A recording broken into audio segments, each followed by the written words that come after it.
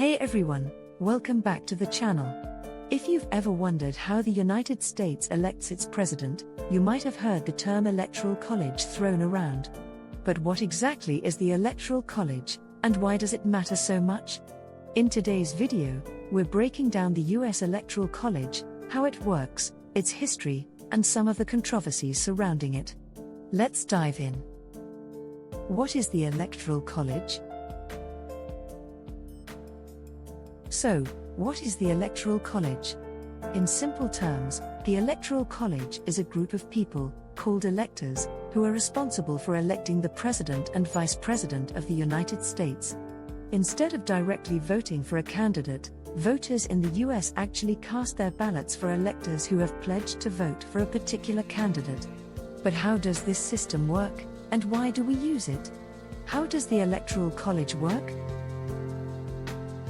Here's how it works.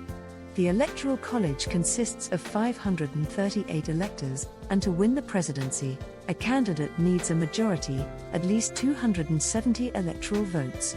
Each state gets a certain number of electors based on its representation in Congress, which means the number of electors equals the total number of senators and representatives a state has. For example, California, the most populous state, has 55 electoral votes, while smaller states like Wyoming have just 3. When you vote in a presidential election, you're actually voting for a slate of electors chosen by your political party. If your candidate wins the popular vote in your state, their slate of electors gets to cast their votes in the Electoral College. Most states have a winner-takes-all system, meaning that the candidate who wins the majority of the popular vote in that state gets all the electoral votes. The exceptions are Maine and Nebraska, which use a proportional system to allocate their electoral votes. The history of the Electoral College. Let's take a quick trip back in time to understand why the Electoral College was created. The Founding Fathers established the Electoral College in 1787 as a compromise between electing the president by a vote in Congress and electing the president by a popular vote of qualified citizens. They were concerned about balancing the power between larger and smaller states, and they wanted to protect against the potential for mob rule. They believed that the electors would act as a buffer against unqualified candidates. But over time, the Electoral College has become a more formal process, with electors typically voting in line with the popular vote in their states. Controversies and criticisms. Now, let's talk about some of the controversies surrounding the Electoral College. One of the biggest criticisms is that it doesn't always reflect the national popular vote. This has happened 5 times in US history, most recently in the 2016 election, where the candidate who won the popular vote did not win the presidency. Critics argue that this system gives disproportionate power to smaller swing states and undermines the principle of one person, one vote. On the other hand, supporters of the Electoral College argue that it ensures a balance of power among states and prevents a few populous regions from dominating national politics. There's also the issue of faithless electors, electors who don't vote for the candidate they pledged to support. While this is rare, it's been a point of contention in recent elections. Proposed reforms. So, what are the proposed reforms? Over the years, there have been various proposals to change or abolish the Electoral College. Some people advocate for a direct national popular vote, while others suggest reforms like the National Popular Vote Interstate Compact, where states agree to award their electoral votes to the candidate who wins the national popular vote.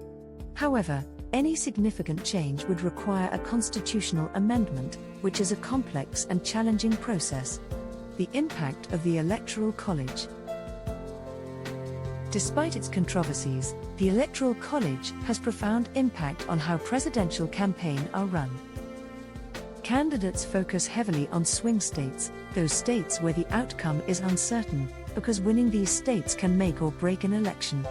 This strategy often leaves safe states with little attention during the campaign. The Electoral College also affects voter turnout, as people in non-swing states may feel their vote doesn't matter as much. However, understanding this system is crucial for understanding US elections and the strategies behind them. Conclusion. And there you have it, a complete breakdown of the US Electoral College, its history, how it works, and the debates surrounding it. Whether you love it or hate it, the Electoral College is a fundamental part of American democracy. What do you think? Should the US keep the Electoral College or switch to a different system? Let me know your thoughts in the comments below. Don't forget to like, share, and subscribe if you found this video helpful. Thanks for watching, and I'll see you in the next one.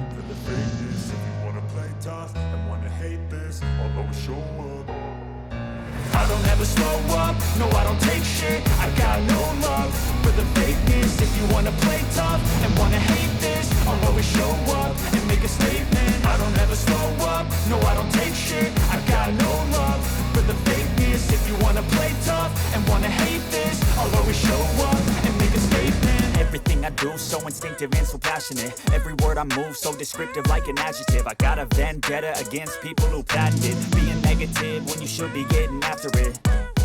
I got facts over tracks, this and that. Spitting slow, spitting fast. I could roast, I could gas. Think I'm okay at last, but I don't know if that can erase all the past. And the pettiness, a reflection of the emptiness. Hilarious, you think you're worth my time, you're delirious. Mysterious, because you hide behind a fake exterior. Inferior, you know I'll always be a bit superior. Get off of me.